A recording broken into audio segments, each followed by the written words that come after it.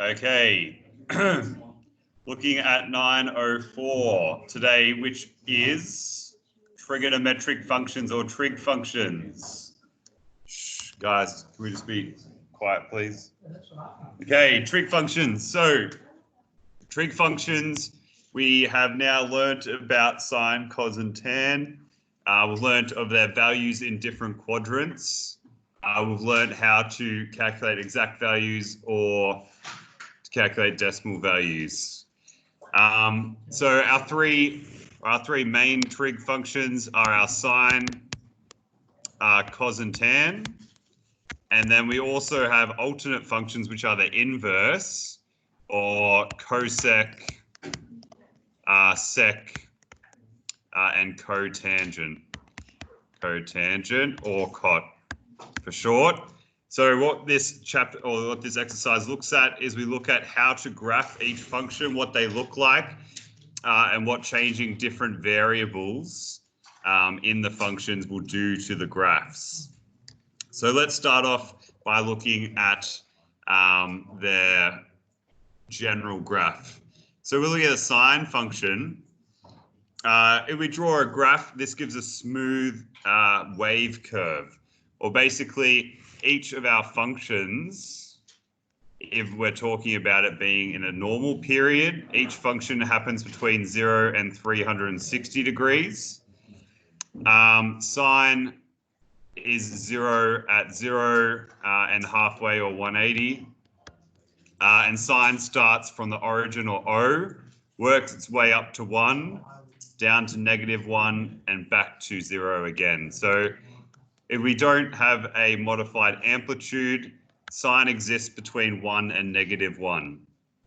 And going back to the previous exercise, sine is positive in the first and second quadrant, which is between 0 and 180. So as you can see here, sine is positive in the first two quadrants and then negative in the following two quadrants. So that's where we got our, that's where we get our positive or negative values from. And essentially sine continues to repeat itself every 360 degrees. So as you can see down the bottom, it shows a good example. So the first 360, as we said, it starts at the origin, makes its way up to 1, comes back down and reaches the origin again, and then it just continues to repeat itself in both directions, going negative and positive. So if you add in all the exact value results, that's how we basically graph it there. So that's sine. Sine starts at the origin. Cos is our next graph, or cosine. And cosine is quite similar to sine, except it's just been shifted a little bit left or a little bit right, depending on how you're looking at it. So for cos, again, we're in the exact same parameter. So its period is 360 degrees, or in other words, it repeats itself every 360. And instead of sine, cos is basically similar, except we start at 1. So instead of starting at the origin, we start at 1. So sine will come down, cosine will come down from 1 to -1. And again, once it reaches 1 again at 360 degrees, it then repeats itself. So the easiest way to remember is sine starts from the origin, goes up and down, and cos is basically shifted 90 degrees to the left, essentially. And again, as you can see, cos is repeated every 360 degrees in both directions. Now, tan is different to sine and cos. Tan is quite different, but tan is positive. Oh, hell yeah. Going back to cos, we knew that cos is positive in the first and fourth quadrants. As you can see in our graph, it is above 0 in the first and fourth quadrants, and it's negative for both the second and third quadrants. So again, flipping it back to what we learned last lesson. Now, tangent function, tan is positive in the first quadrant and in the third quadrant, as you can see on the graph there, and it's negative in the second and fourth quadrants. It also has undefined values for 90 degrees and 270 degrees. So basically tan does not exist at 90 and 270 degrees, which gives us our asymptotes. And the easiest way to remember how to draw tan is to first put in your asymptotes, and then tan travels from negative to positive throughout one cycle. So remembering that this first cycle is only half. So if you were to draw it in that second cycle here, we're going from negative to positive, which means we would have started down here. So this one must be going up. And this one, we start negative. So we're going down and then it'll continue. And again, tan repeats itself every 360 degrees, as you can see. So we're starting at the origin there and we finish at the origin. Okay, cool. So as we go around the unit circle and graph the values on the circle, the graph repeats itself every 180 degrees. Cool. Moving on. Now the opposite. So cosec is the opposite of our sine function, as you can see. So with the dotted line down here, that would be our original sine function, which exists between -1 and +1 and starts at the origin and repeating itself every 360 degrees. So to be able to graph our inverse functions, what we do is we mark every point where our function hits 0 and we invert whatever is in that period. So as you can see, they've taken between the first 0 and the second 0, and they've just inverted it on itself. So instead of being a positive, it's now become a negative. And same thing for the next time between it hits the zeros, we then invert it as well. And we also have vertical asymptotes at 0 degrees, 180 and 360. So that's what I'll say before, where we hit the 0. Perfect. Same thing with the second function. Now sec is the opposite of cos. So as you can see, we've got the cos graph in the dotted line. And again, every time cos would hit 0 or it's undefined, we just invert whatever was in those sections. So if this section was coming down, it's now going up. Same as this one, it was a minimum, it's now a maximum, and vice versa. Cool. So as you can see, sec has asymptotes at 90, 270, 450, continuing on, etc. And the last one, the opposite of our tan function. Again, tan is undefined at 90, or was undefined at 90 and 270. So they now become our zeros. So I have vertical asymptotes at 0, 180 and 360. So we would have one here, 0, 180 and 360, or basically the opposite of what it was before. As you notice, before our asymptotes were at 90 and 270. And again, we are just inverting whatever was in those spaces. So in the first space here, we were traveling positive, we're now traveling negative. In this section here, we were traveling positive, we're now traveling negative.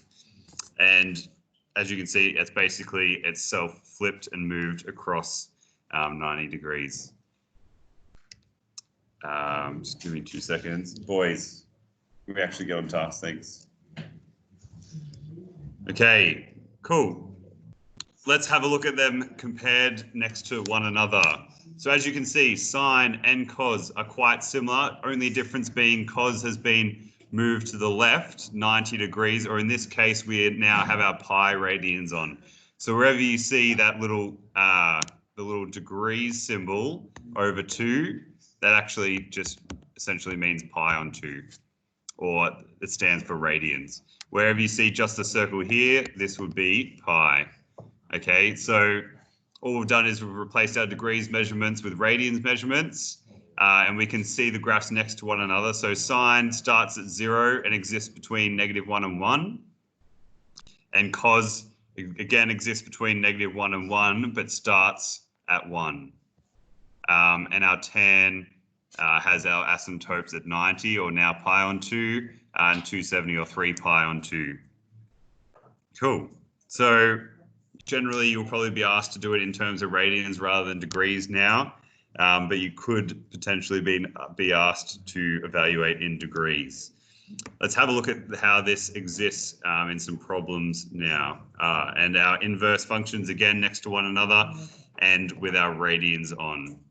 So remember, key thing when we're mapping these is every time our original graph would touch the x-axis that's now undefined, and we invert what existed between those points.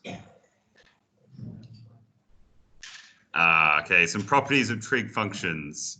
So all trig functions have graphs that repeat at regular intervals. So they are called periodic functions. And now the period is the length of one cycle on the x-axis before it repeats itself. So as we said before, each of the standard graphs, sine x, repeat themselves every 360 degrees or every 2 pi. So as you can see, sine and cos have a period of 2 pi. That just means every 2 pi we go along our x-axis, the graph is going to repeat itself. And the center of the graph is essentially the middle point or the midpoint. So if the graph exists between -1 and 1, the midpoint would be 0. If the graph existed between, let's say, 1 and 3, the center would be 2. So as in this case, all three have a center of 0, and amplitude is the distance from the center in either direction. So the distance from the center for sine and cos is 1, because we get as high as +1, we get as low as -1. And tan has no amplitude. As you know, tan has asymptotes for which it increases. So it gets super close, but never quite touches. So it's undefined. We can't define it as a number. And tan has a period of pi, which is half the period of the other two, seeing as it repeats itself every 180 degrees. So the three key words there, well, center you won't be asked that often, but center is the midpoint. Period is how often it repeats itself. And amplitude is basically the height from the center. Cool, so that is summed up here for us. If we have an equation in the form of y equals k sine a of x, it has amplitude k and period of 2 pi over our a value for both sine and cos. And then tan has no amplitude, as we talked about before, because it's undefined, but it has a period of pi over a. So we're taking sine's original period, and we're splitting it up if we have to do so. So let's look at the first question there. So question AI. Sketch each function in the domain of 0 to 2 pi. So what you're going to do is you're going to get quite used to drawing graphs now. So you're going to draw something like this between 0 and 2 pi. And we're going to cut it in half. That's pi. And let's cut these in half again. Again, you'll get used to these values. This will be pi on 2. And this is 3 pi on 2. So essentially, we're splitting up into quarters. Now, the number 5 is in k's spot. So that tells us that it has an amplitude of 5. And remember, the amplitude was the height of our graph. So the graph is going to get as high as 5, and it's going to get as low as -5 as well. And then we have a look. There is no value in a's form. So for the period, or how often it repeats itself, we're just 2 pi on 1. Technically, there's 1 there, which is just 2 pi. So it's going to repeat itself every 2 pi. So we're going to get a graph that looks exactly the same as sine, except it now reaches 5 instead of 1. So sine, remember, always starts from the origin. It's going to come up to 5. It's going to reach the origin again at pi, down to -5, and across to 2 pi there. Perfect. So that's that question done. Looking at part 2, let's just get rid of this for now. I'm going to keep the same graph. Okay, so y equals sine 4 of x.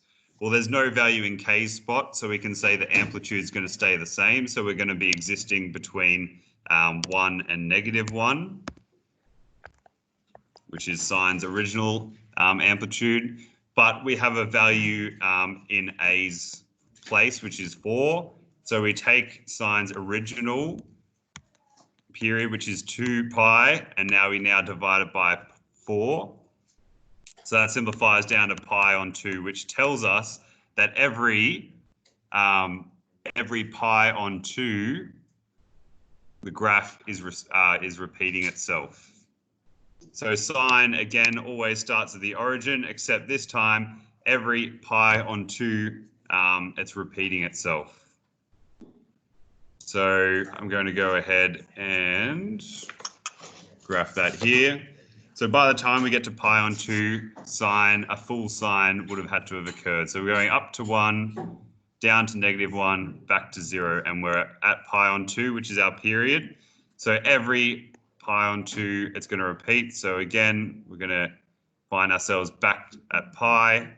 Again, at 3 pi on 2, we're starting to repeat itself. And again, to 2 pi. So your graph should look something like that. Okay, last, part 3. Okay, we've got y equals 5 sine 4 of x. So we've got a amplitude, a k value of 5, which means we're going to graph between positive and -5. So I can put my 5s on. And this time, again, we've got 4x. So our period will be 2 pi on 4, like we just had, which is pi on 2. So we're going to get quite a very similar looking graph, except the only difference being our amplitude has changed to be positive and -5. So that's what we get there. Remembering that it's repeating itself every pi on 2. Perfect. Okay, moving on to part 2, which is sketch the graph of 2 tan x on 2 between 0 and 2 pi. So again, we've already got our axis from 0 to 2 pi. So let's calculate our amplitude and period. So amplitude, we've got 2. 2 is in the k's spot. So amplitude of 2, so we're going to exist on the graph between +2 and -2. And we've got a half, or x on 2 is the same as a half x. So we're going to take 2 pi and divide it by a half. So we'd have 2 pi over 1 on 2, or cross multiply, we get 2 pi times 2 over 1, which is 4 pi. Okay, so that tells us the graph is going to repeat itself every 4 pi.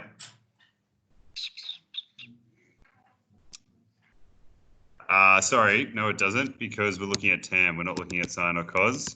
So I've got to do pi divided by a, or pi divided by a half.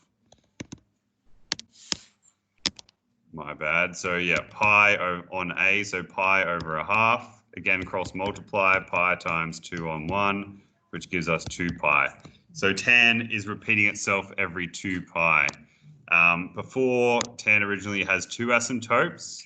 So since we're doubling its period, we would only have 1 asymptote, and that's going to occur in the center or at pi.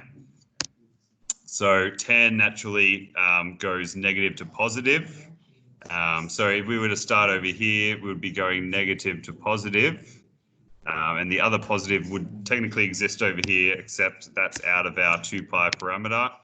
And over here, we're going to have the other half. So that would be 2 tan of x on 2. Perfect. Cool. Let's move on. So we could also have something in our graph called a phase shift. So trigonometric, which is basically a shift to the left or to the right. So we have a graph in the form of y equals sine of x plus a value. That plus a value, or the value in the b's spot, tells us the shift it's going to make. The other important things to note is the graph will shift to the left if b is greater than 0. So we've kind of got a bit of an opposite here. And to the right if b is less than 0. So basically, if the value is positive, we're going to be shifting in the negative direction. If the value is negative, we're going to be shifting in the positive direction, which you would have sort of seen in your assignments, hopefully. Okay, so here I'm asked to sketch the graph for this equation between 0 and 2 pi. So that tells me I've got to draw up my graph here, 0, 2 pi. Pi goes in the middle. Again, you get quite used to doing these after time, pi on 2 and 3 pi on 2. Okay, so b's value is pi on 2. So essentially, and because we're positive, we're going to be shifting to the left, or we're going to be shifting in the negative direction. So sine would usually start at the origin, and because we're moving pi on 2, it would now start back at negative pi on 2. So really, it would start here, and it would have made its half, I guess, half directional change here. So again, sine exists between positive and negative 1. So by the time we even enter this graph, we're starting at 1. So I'm going to start from 1. And as you'll note, we actually get the graph of cos. So I've taken everything and I've moved it 1 or pi on 2 to the left.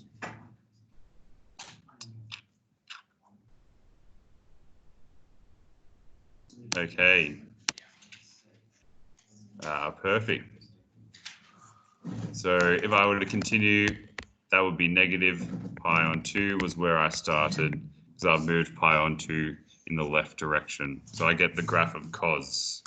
Perfect. So it would be safe to say cos x is the same as sine of x plus pi on 2. Moving on. We could have a change in center, which is a shift up or down. So phase shift was left or right, and a center shift is up or down.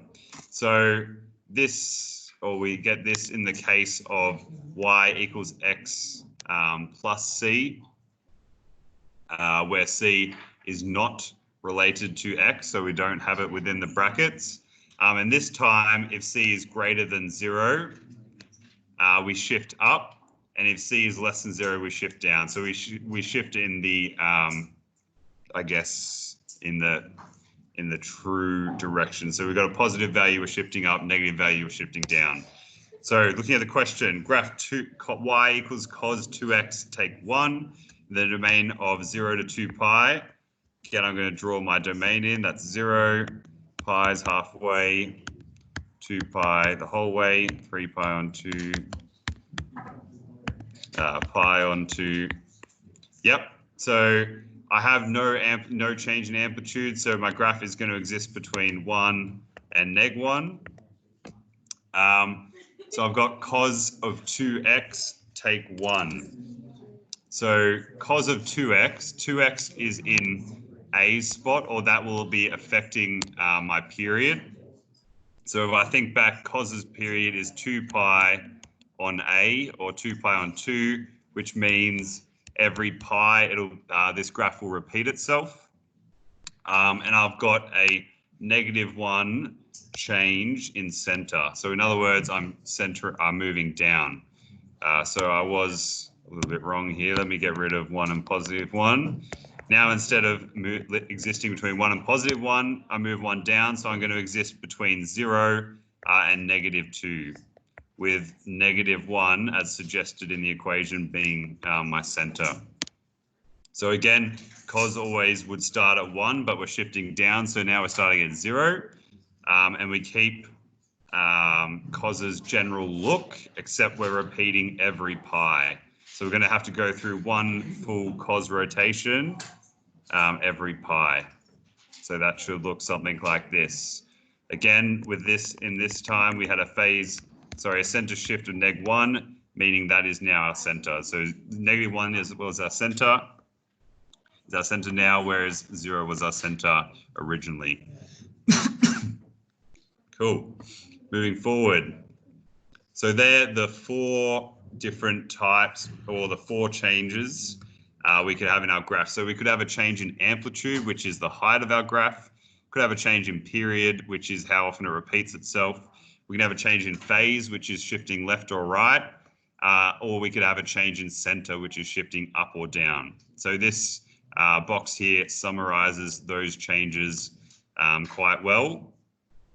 And it also introduces us to this sort of equation, which is the general form we want to try and get our equations in, so that we know particularly what our B and C values are, because it quite often can be a bit tricky to realize or to work out what those are without first getting our equations into this form. So let's have a look at how to first get our equations here, or this equation, into that form, and then we're going to answer these questions. So for the function of y equals 3 cos 2x minus pi, well, first I'm going to get it into this original form. So I'm going to do y equals k sine, or k cos, so 3 cos. Now I look at the brackets here. So I've got 2x take pi. I need it in the form of a bracket x plus b. So what I'm going to do is I'm going to put my big brackets in. I'm going to take out my value of 2 being a, and then I need to factorize my 2 out, which means I should get x, because 2 times x gives 2x, and then I should get negative pi on 2. So notice how I've had to account taking a factor of 2 out back into my second value there. And I have no C values, so I can just close my brackets off. Now I've got it in the form, or the general trig function form, I can determine what my graph is going to look like. First, let's look at the amplitude. So the amplitude is, as shown up here, is my K value, or in other words, my amplitude is 3, what's out the front. So A would be 3, which means my graph will exist between positive and negative 3. My period is 2 pi on A, where 2 is in A's position. So my period would be 2 pi over 2, which is the same as pi. So the graph would repeat itself every pi units, or every pi radians. And my phase is my B value, or in this case is pi over 2, and it's negative pi over 2. So my phase is technically negative pi on 2, but remember, if a phase is negative, we're moving right instead of left, as would be insinuated by the negative. So phase, you're doing the opposite of what would generally be taken, and center, we're keeping with whatever our sign is. So yeah, so we'll shift right pi on 2 units in this equation. Okay, now I need to sketch the graph of y equals 2 cos x and y equals cos 2x on the same set of axes.